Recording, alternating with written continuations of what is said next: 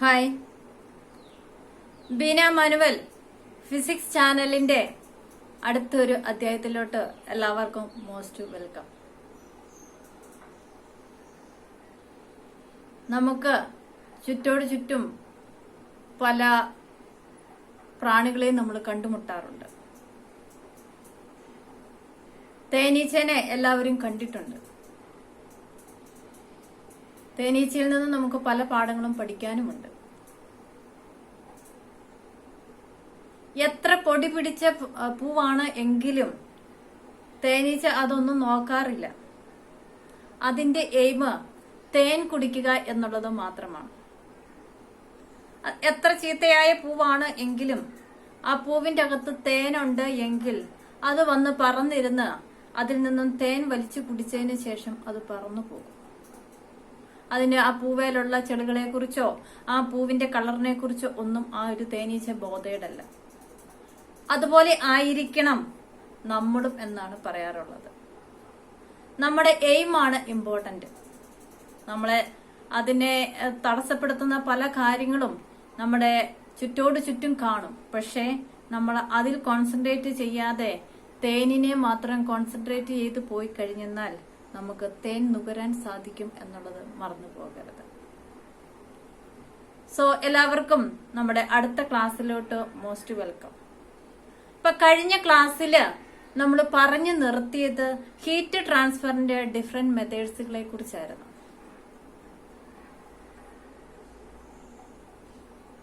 അതിന്റെ അകത്ത് നമ്മൾ ലാസ്റ്റ് പറഞ്ഞു നിർത്തിയത് റേഡിയേഷൻ എന്ന് പറയുന്ന കൺസെപ്റ്റ് ആണ്. ഇപ്പൊ റേഡിയേഷനെ കുറിച്ച് നമ്മൾ പറഞ്ഞു ഒരു ബ്ലാക്ക് ബോഡി ആണ് എങ്കിൽ അത് എല്ലാ ലൈറ്റുകളെയും എന്ത് ചെയ്യും, അബ്സോർബ് ചെയ്യും എന്ന് പറയും. അങ്ങനെ ഒരു സർഫസ് ആണ് ബ്ലാക്ക് ബോഡി സർഫസ്. അതുകൊണ്ടാണ് എന്ത് പറയുന്നത്, നമ്മുടെ ചൂടുള്ള സമയത്ത് ഒന്നും ഇടാൻ പാടില്ല, ബ്ലാക്ക് ആയിട്ടുള്ള ഡ്രസ്സസ് യൂസ് ചെയ്യുന്നത് നല്ലതല്ല എന്ന് പറയുന്നത്. കാരണം അത് കൂടുതൽ ഹീറ്റിനെ അബ്സോർബ് ചെയ്യും എന്നാണ് പറയുന്നത്. അത് നമ്മുടെ ബോഡിക്ക് പിന്നീട് ബുദ്ധിമുട്ടായിട്ട് വരും ലൈറ്റ് ഡ്രസ്സസ് യൂസ് ചെയ്യുന്നത്. സോ അപ്പൊ ഇന്ന് നമുക്ക് അതിന്റെ ബാക്കിയായിട്ട് ബ്ലാക്ക് ബോഡി റേഡിയേഷൻ എന്താണ് എന്നാണ് പറയാൻ പോകുന്നത്. ബ്ലാക്ക് ബോഡി റേഡിയേഷൻ ഇപ്പൊ നേരത്തെ പറഞ്ഞ പോലെ തന്നെ ഒരു ബ്ലാക്ക് ബോഡി സർഫസ് എന്ന് പറയുന്നത് എല്ലാ ലൈറ്റുകളെയും അബ്സോർബ് ചെയ്യുന്ന ഒരു സർഫസ് ആണ് എങ്കിൽ അത് അബ്സോർബ് ചെയ്തതിന് ശേഷം ആ ഒരു സർഫസ് അത് ആ ലൈറ്റിനെ അബ്സോർബ് ചെയ്ത് അവിടെ തന്നെ വെച്ചേക്കുമല്ല ചെയ്യുന്നത്, അതിനെ ലിബറേറ്റ് ചെയ്യുകയും ചെയ്യും, അല്ലെങ്കിൽ എമിറ്റ് ചെയ്യുകയും ചെയ്യും. ആ ഒരു എമിഷനെ, ആ വരുന്ന ലൈറ്റിനെ എല്ലാം എമിറ്റ് ചെയ്യുന്ന ആ ഒരു ഇതിനെയാണ് നമ്മൾ എന്തെന്ന് പറയുന്നത്, ബ്ലാക്ക് ബോഡി റേഡിയേഷൻ എന്ന് പറയുന്നത്. അതാണ് നമ്മളിപ്പോ ഇവിടെ ബോർഡിൽ ആദ്യം എഴുതിയിരിക്കുന്നത്. ബ്ലാക്ക് ബോഡി റേഡിയേഷൻ ആണ് നമ്മുടെ ടോപ്പിക്ക്. ബ്ലാക്ക് ബോഡി റേഡിയേഷൻ എന്താണ് എന്ന്. ബ്ലാക്ക് ബോഡി റേഡിയേഷൻ എന്ന് പറഞ്ഞാൽ which emit and absorb all the frequencies is called a black body.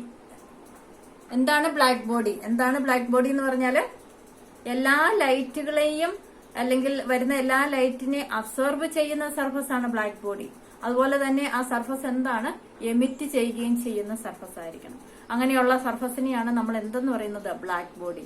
ഇനി ബ്ലാക്ക് ബോഡി റേഡിയേഷൻ എന്ന് പറഞ്ഞാൽ അവിടെ നിന്ന് അബ്സോർബ് ചെയ്യുന്ന ലൈറ്റിനെയെല്ലാം എമിറ്റ് ചെയ്യുന്ന ആ ഒരു പ്രോസസ്സിനെയാണ് നമ്മൾ റേഡിയേഷൻ എന്ന് പറയുന്നത്.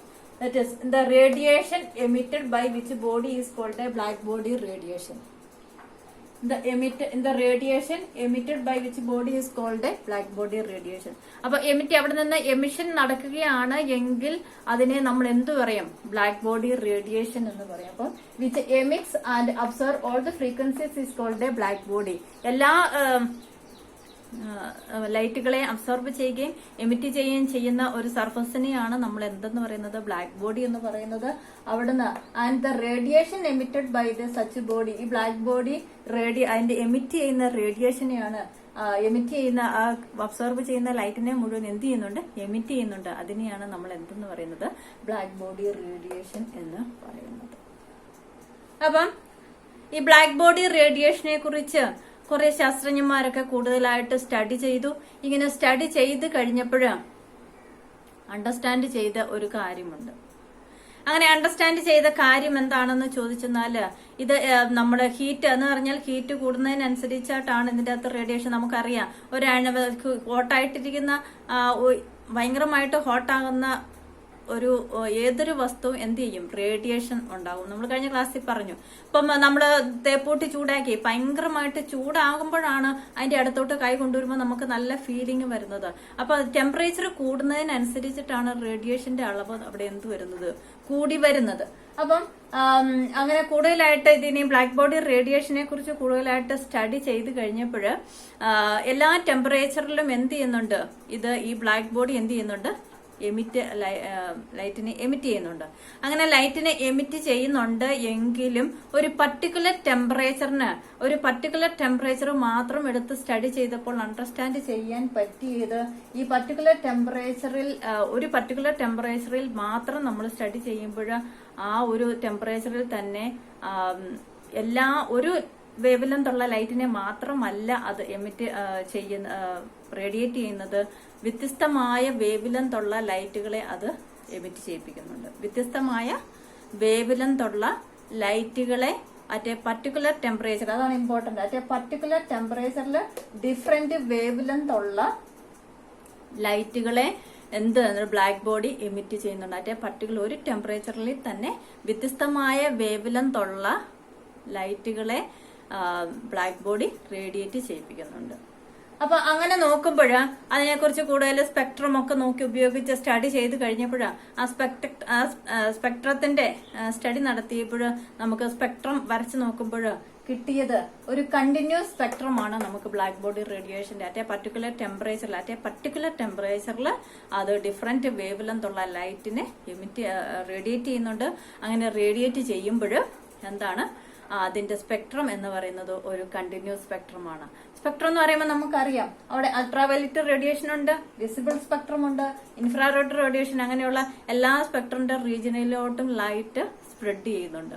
പക്ഷെ നമുക്ക് കാണാൻ പറ്റുന്നത് ഏത് മാത്രമാണ്, വിസിബിൾ റീജിയനിൽ വരുന്ന ലൈറ്റ് ആണെങ്കിൽ മാത്രം നമുക്ക് അതിന് എന്ത് കാണാൻ പറ്റും, ആ ലൈറ്റിന് നമുക്ക് കാണാൻ പറ്റും. ഇതൊക്കെ നമ്മൾ നേരത്തെ 10ാം ക്ലാസ്സിലൊക്കെ പഠിച്ചിട്ടുണ്ട്. സ്പെക്ട്രത്തിന്റെ കൺസെപ്റ്റ് ഒക്കെ നമ്മൾ പഠിച്ചിട്ടുണ്ട്. നെക്സ്റ്റ് ഇയറിൽ നമ്മൾ അഗെയിൻ പഠിക്കുന്നുണ്ട്. അപ്പൊ ബ്ലാക്ക് ബോഡി എന്ന് പറയുന്നത് എല്ലാ ലൈറ്റിനെയും അബ്സോർബ് ചെയ്യും, അതുപോലെ എമിറ്റ് ചെയ്യും. അപ്പൊ ആ എമിറ്റ് ചെയ്യുന്ന അല്ലെങ്കിൽ റേഡിയേറ്റ് ചെയ്യുന്ന ആ ഒരു എമിറ്റ് ചെയ്യുന്നത് തന്നെയാണ് നമ്മൾ എന്തെന്ന് പറയുക ബ്ലാക്ക് ബോഡി റേഡിയേഷൻ എന്നും പറയുന്നത്. അപ്പൊ അതിനെക്കുറിച്ച് കൂടുതലായിട്ട് സ്റ്റഡി ചെയ്തപ്പോൾ എന്താണ് അണ്ടർസ്റ്റാൻഡ് ചെയ്തത്, അറ്റ് എ പർട്ടിക്കുലർ ടെമ്പറേച്ചറിൽ തന്നെ ടെമ്പറേച്ചർ കൂടുന്നതിനനുസരിച്ച് റേഡിയേഷൻ കൂടി വരും. അപ്പൊ അറ്റ് എ പർട്ടിക്കുലർ ടെമ്പറേച്ചറിൽ തന്നെ അത് വ്യത്യസ്തമായ വേവ് ലെങ്തുകളുള്ള ലൈറ്റിനെ എമിറ്റ് ചെയ്യുന്നുണ്ട് അല്ലെങ്കിൽ റേഡിയേറ്റ് ചെയ്യുന്നുണ്ട്. അത് എന്ന് പറയുന്നത് ഒരു കണ്ടിന്യൂസ് സ്പെക്ട്രമാണ്. എല്ലാം ഡിഫറെന്റ് അൾട്രാവയലറ്റ്, വിസിബിൾ, ഇൻഫ്രാറെഡ് ഒക്കെ ഉള്ള ഒരു ഡിഫറെന്റ് സ്പെക്ട്രത്തിലോട്ട് ലൈറ്റിനെ എമിറ്റ് ചെയ്യുന്നുണ്ട്. പക്ഷെ നമുക്ക് കാണാൻ പറ്റുന്നത് വിസിബിൾ സ്പെക്ട്രത്തിൽ വരുന്ന ലൈറ്റുകളാണ് എങ്കിൽ നമുക്ക് കാണാൻ പറ്റും. ഇപ്പൊ ഒരു എക്സാമ്പിൾ പറഞ്ഞു കഴിഞ്ഞാൽ നമുക്ക് മനസ്സിലാകുന്ന, നമ്മൾ കാണാൻ പറ്റുന്ന ഒരു എക്സാമ്പിൾ നമ്മൾ പറഞ്ഞു കഴിഞ്ഞാൽ, നമ്മള് ആലയിലൊക്കെ കത്തിയൊക്കെ നിർമ്മിക്കുന്ന ആലയിലൊക്കെ നമ്മൾ കണ്ടിട്ടുണ്ട് അല്ലേ, എല്ലാവരും കണ്ടിട്ടുണ്ടായിരിക്കും എന്ന് വിചാരിക്കുന്നു. നമ്മള് ഈ അയൺ റോഡിനെ നമ്മൾ ഹീറ്റ് ചെയ്യിപ്പിക്കുന്നത് കണ്ടിട്ടുണ്ട്. കത്തിയൊക്കെ നിർമ്മിക്കാനായിട്ട് ഭയങ്കരമായിട്ട് ഹീറ്റ് ചെയ്യിപ്പിക്കും. അങ്ങനെ ഹീറ്റ് ചെയ്യിപ്പിക്കുമ്പോൾ ആ അയൺ റോഡ് ഇങ്ങനെ ഹീറ്റ് ആദ്യം തുടക്കത്തിൽ ഹീറ്റ് ചെയ്ത് ചൂടായി വന്നു കഴിയുമ്പോൾ അതിന്റെ ആദ്യത്തെ കണ്ടീഷൻ എന്ന് പറയുന്നത് ഒരു ലൈറ്റ് റെഡ് കളറിലായിരിക്കും അതിന്റെ ആ ഹീറ്റ് എടുക്കുന്ന ഭാഗത്ത്. ഇപ്പൊ ഇവിടെ ഈ ഒരു നീല ക്യാപ്പിന്റെ ആ സൈഡാണ് ഹീറ്റ് കൊള്ളുന്നത് എങ്കിൽ ഈ ക്യാപ്പിന്റെ ഈ ഒരു സൈഡ് എങ്ങനെയാകും, ലൈറ്റ് റെഡിലാകും. അതിനുശേഷം ഹീറ്റ് ഇങ്ങനെ നമ്മൾ കൊടുത്തോണ്ടിരിക്കുന്ന സമയത്ത് ഈ ലൈറ്റ് റെഡ് എന്നുള്ളത് എന്താകും, ഒരു ഡാർക്ക് റെഡിന്റെ ഷെയ്ഡിന്റെ അകത്തോട്ട് വരും. ഇപ്പൊ ഈ ഡാർക്ക് റെഡിന്റെ ഷെയ്ഡിന്റെ അകത്തോട്ടൊക്കെ വരുന്ന ആ ഒരു ടെമ്പറേച്ചറിൽ എന്ത് എമിറ്റ് ചെയ്യാൻ തുടങ്ങും, റേഡിയേഷൻസ് സ്റ്റാർട്ട് ചെയ്യും. അങ്ങനെ റേഡിയേഷൻസ് സ്റ്റാർട്ട് ചെയ്ത് പിന്നെ നമ്മൾ ഹീറ്റ് കൊടുത്തോണ്ടിരിക്കുകയാണ് എങ്കിൽ ഈ ഡാർക്ക് റെഡ് എന്നുള്ള ആ ഒരു റീജിയൻ പിന്നെ എന്തായിട്ട് മാറും, വൈറ്റ് ഷെയ്ഡിലോട്ട് മാറും. അപ്പൊ ആ വൈറ്റ് ഷെയ്ഡിലോട്ടൊക്കെ മാറുക എന്ന് പറഞ്ഞാൽ ഹയർ റേഡിയേഷൻസ് പ്രൊഡ്യൂസ് ചെയ്യുന്ന ഒരു സമയമാണ്. അതിനുശേഷം നമ്മൾ ഹീറ്റ് പ്രൊഡ്യൂസ് കൊടുത്തുകൊണ്ടേ ഇരിക്കുകയാണ് എങ്കിൽ ആ ഒരു സൈഡ് ചൂട് ഏൽക്കുന്ന ആ ഒരു ഭാഗം എന്ത് ഹൈ ഹീറ്റിന്റെ ഒരു കണ്ടീഷൻ എന്ന് പറയുന്നത് ബ്ലൂ ഷെയ്ഡിൽ നമുക്ക് കാണാൻ പറ്റും. ബ്ലൂ ഷെയ്ഡ് അതിന്റെ കളർ ചേഞ്ചസ് അപ്പൊ എന്ന് പറഞ്ഞാൽ ഹൈ ടെമ്പറേച്ചറിലുള്ള ഒരു കണ്ടീഷനാണ് ബ്ലൂ ഷെയ്ഡിന്റെ ആ ഒരു കണ്ടീഷൻ എന്ന് പറയുന്നത്. അതുപോലെ തന്നെ നമ്മൾ ഈ കാൻഡിൽസിന്റെ ഫ്ലെയിം ഒക്കെ നമ്മൾ ശ്രദ്ധിച്ച് കുറെ നേരം കത്തുന്ന, നമ്മൾ നേരത്തെ പണ്ടൊക്കെ പഠിച്ചിട്ടുണ്ടോ ഈ കാൻഡിൽസിന്റെ ഫ്ലെയിം.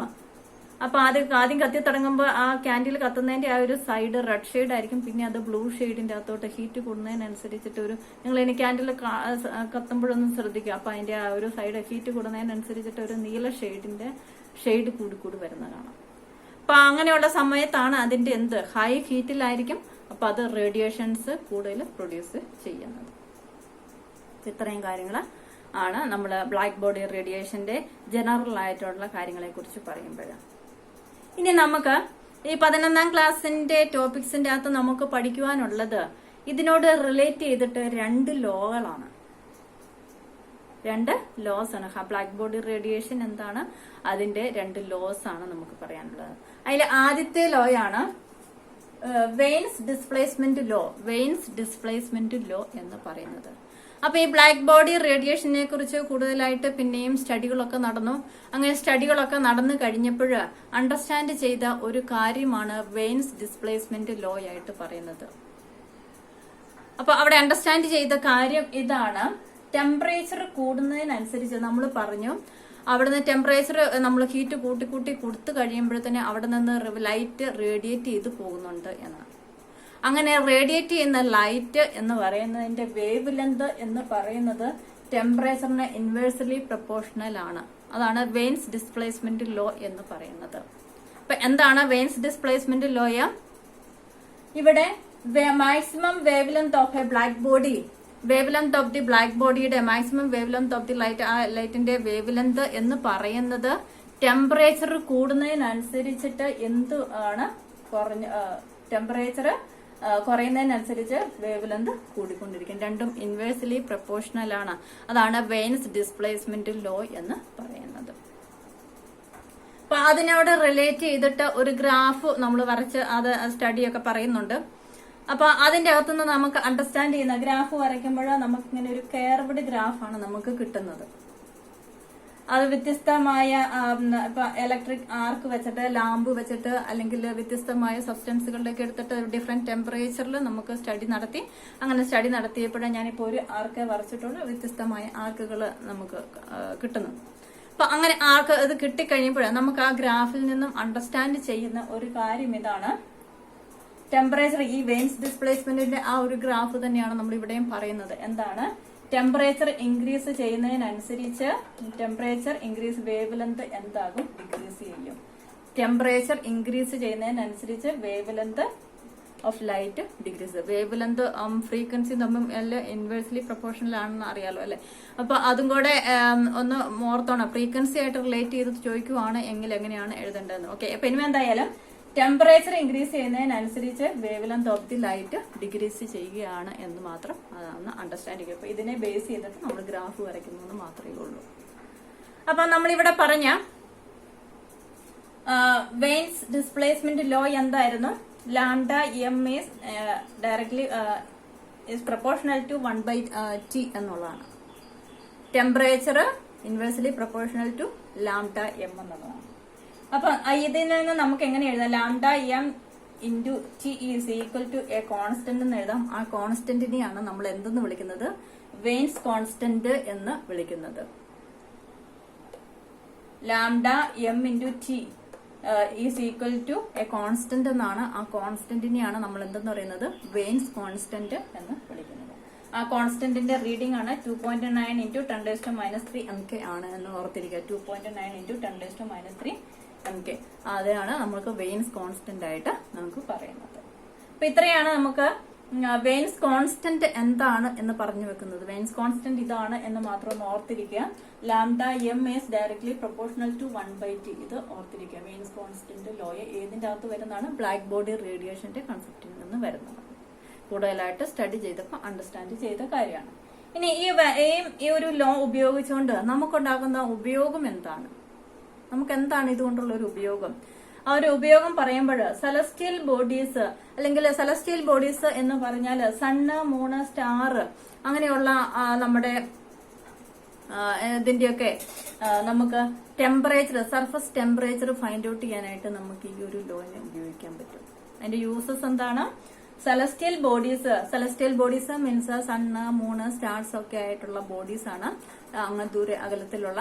അപ്പൊ അങ്ങനെ ഈ ബോഡീസിന്റെ എന്ത് നമുക്ക് ഫൈൻഡ് ഔട്ട് ചെയ്യാൻ പറ്റും? സർഫസ് ടെമ്പറേച്ചർ മെഷർ ചെയ്യാനായിട്ട് സാധിക്കും. അങ്ങനെ കൂടുതൽ സ്റ്റഡി നടത്തിയപ്പോൾ മൂണിന്റെ സർഫസ് ടെമ്പറേച്ചർ 200 കെൽവിൻ ആണ് എന്ന് അണ്ടർസ്റ്റാൻഡ് ചെയ്തു.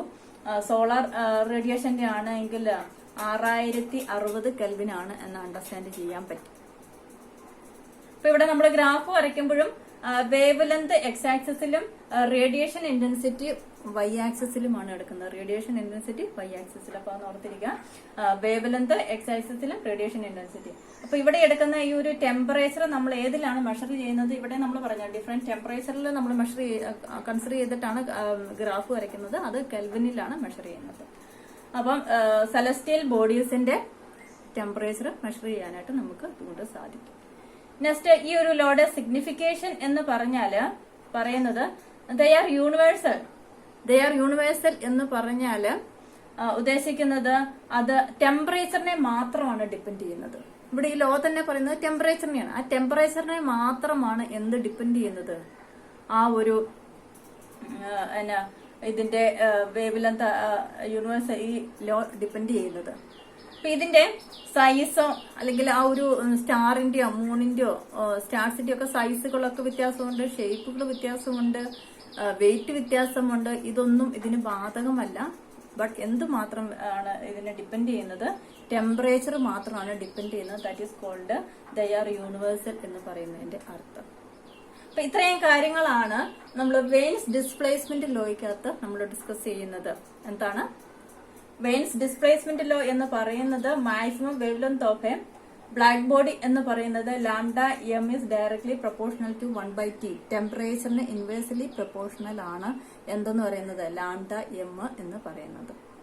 അപ്പൊ അതാണ് എന്തെന്ന് പറയുന്നത് വെയിൻസ് ഡിസ്പ്ലേസ്മെന്റ് ലോ എന്ന് പറയുന്നത്. അതിന്റെ ഗ്രാഫ് വേവ് ലെങ്ത് ഇങ്ങോട്ടും റേഡിയേഷൻ ഇന്റൻസിറ്റി മുകളിലോട്ടും നമ്മൾ എടുക്കുന്നു.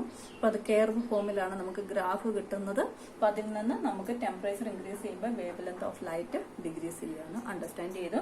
വെയിൻസ് കോൺസ്റ്റന്റ്, ഇവിടെ നമുക്ക് ഇതിന്റെ കോൺസ്റ്റന്റ് വരുന്നുണ്ട്. ആ കോൺസ്റ്റന്റ് നമ്മൾ വെയിൻസ് കോൺസ്റ്റന്റ് എന്ന് പറയുന്നത് 2.9 × 10⁻³ ആണ് അതിന്റെ റീഡിങ് എന്ന് ഓർത്തിരിക്കാം. നെക്സ്റ്റ്, ഇതിന്റെ യൂസസ് നമ്മൾ പറയുന്നത് സെലസ്റ്റിയൽ ബോഡീസിന്റെ സർഫസ് ടെമ്പറേച്ചർ നമുക്ക് മെഷർ ചെയ്യാനായിട്ട് സാധിക്കും. Celestial bodies sun, moon, stars തുടങ്ങിയാണ് സെലസ്റ്റിയൽ ബോഡീസ് ആയിട്ട് നമ്മൾ കണക്കാക്കുന്നത്. നെക്സ്റ്റ്, ഇതിന്റെ സിഗ്നിഫിക്കേഷൻ നമ്മൾ പറയുമ്പോൾ ദേ ആർ യൂണിവേഴ്സൽ എന്ന് പറഞ്ഞാൽ എന്താ?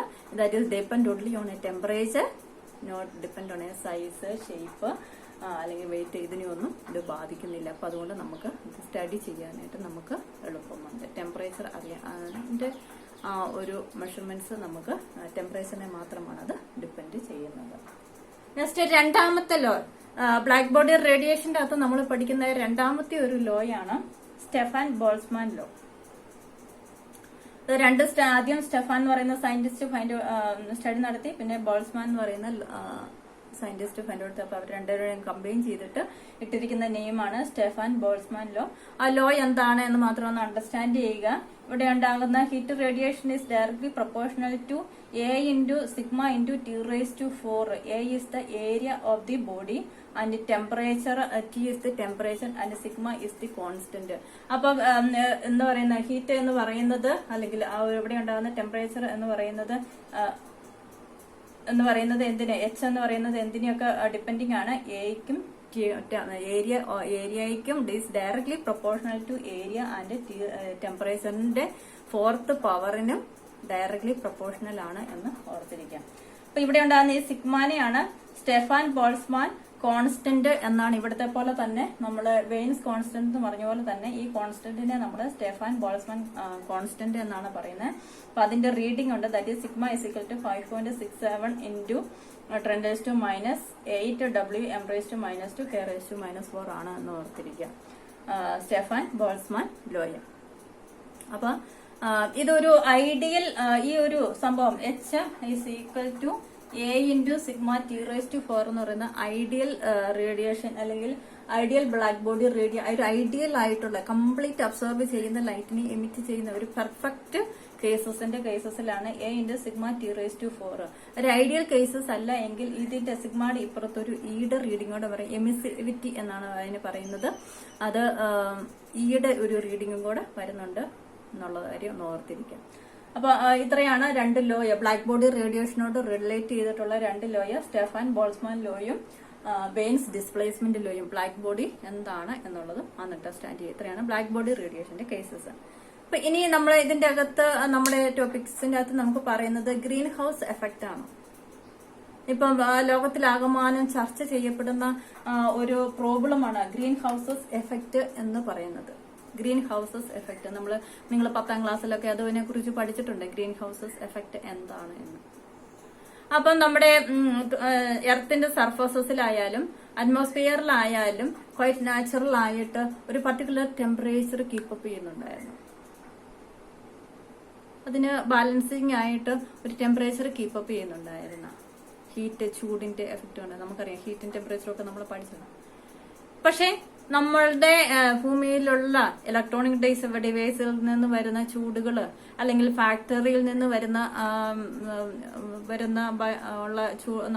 ബാധിക്കുന്ന ചൂടുകള്, അല്ലെങ്കിൽ എന്താ പറയുന്ന വനങ്ങളൊക്കെ വെട്ടി നശിപ്പിക്കുമ്പോൾ അവിടെ വനസംരക്ഷണം ഇല്ല, അല്ലെങ്കിൽ ആ പ്രകൃതി നാച്ചുറൽ ആയിട്ട് സംരക്ഷിക്കപ്പെടേണ്ട ചൂടിനെ ഒന്നും സംരക്ഷിക്കപ്പെടാതെ വരുമ്പോൾ അവിടെ ഉണ്ടാകുന്ന ആ ഒരു എർത്തിന്റെ സർഫസ് അല്ലെങ്കിൽ അറ്റ്മോസ്ഫിയറിലെ എന്തിന്റെ അളവ് കൂടും? ഹീറ്റിന്റെ അളവ് കൂടും. ഹീറ്റ് ഇൻക്രീസസ് നടക്കും. ഡിഫറെന്റ് വാതകങ്ങൾ പുറത്തോട്ട് വരും. അപ്പം നമുക്കറിയാം ഡിഫറെന്റ് ഗ്രീൻ ഹൗസ് വാതകങ്ങൾ ഏതൊക്കെയാണ്? കാർബൺ ഡൈ ഓക്സൈഡ്, വാട്ടർ വേപ്പറിന്റെ അളവ് കൂടും, മീഥേന്, ക്ലോറോഫ്ലോറോ കാർബൺ, നമുക്ക് റെഫ്രിജറേറ്ററിന്റെ അകത്തുനിന്നൊക്കെ പുറത്തോട്ട് വരുന്ന. അപ്പൊ അങ്ങനെയുള്ള ഗ്യാസസുകളുടെ ഇൻക്രിമെന്റ് കൊണ്ട് എന്താണ് അത് നമ്മുടെ അറ്റ്മോസ്ഫിയറിനെ ബാധിക്കുന്നു. അപ്പൊ ആ ഒരു അറ്റ്മോസ്ഫിയറിനെ ബാധിക്കുന്ന ആ ഒരു പ്രതിഭാസത്തെയാണ് നമ്മൾ എന്തെന്ന് പറയുന്നത്? ഗ്രീൻ ഹൗസ് എഫക്റ്റ് എന്ന് പറയുന്നത്. അപ്പൊ അതിനെക്കുറിച്ചും നമ്മുടെ ഈ ഒരു ടോപ്പിക്സിന്റെ അതോടെ പറഞ്ഞു പോകുന്നുണ്ട്. അപ്പം അതൊന്ന് നോക്കുക. അപ്പൊ അതിന് കാരണമാകുന്നത് ഫാക്ടറിയിൽ നിന്നുള്ളതും നമ്മുടെ വനങ്ങൾ വെട്ടി നശിപ്പിക്കുന്നത്, പിന്നെ നമ്മൾ കൂടുതൽ ഇലക്ട്രോണിക് ഡിവൈസസ് ഒക്കെ എങ്ങനെയാണ് പ്രകൃതിയിൽ ചൂട് കൂടുന്നതിന് കാരണമാകുന്ന കാരണങ്ങളൊക്കെ കൂടുതൽ നമ്മൾ ഇലക്ട്രോണിക് ഡിവൈസസുകൾ, അല്ലെങ്കിൽ കൂടുതൽ കോൺക്രീറ്റ് കെട്ടിടങ്ങളൊക്കെ വരുന്നത്, ഇതെല്ലാം എന്തിനെ ബാധകമാണ്? Green house effect. അങ്ങനെ വരുന്നു കഴിയുമ്പോഴത്തേനും നമ്മുടെ അറ്റ്മോസ്ഫിയറിക് ലെയറിൽ ഹോൾസ് ഫോം ചെയ്യാനും, അല്ലെങ്കിൽ അതിന് കൂടുതൽ ഡാമേജസ് ഒക്കെ ഉണ്ടാകാനുള്ള ഓരോ പ്രശ്നങ്ങളൊക്കെ ഉണ്ടാകാനായിട്ടുള്ള ഒരു റീസൺ ആയിട്ട് മാറുന്നു. അപ്പൊ ഇതാണ് ഗ്രീൻ ഹൗസസ് എഫക്റ്റിന്റെ ഒരു ബേസിക്, നിങ്ങൾ ഓൾറെഡി പഠിച്ചിട്ടുണ്ട്.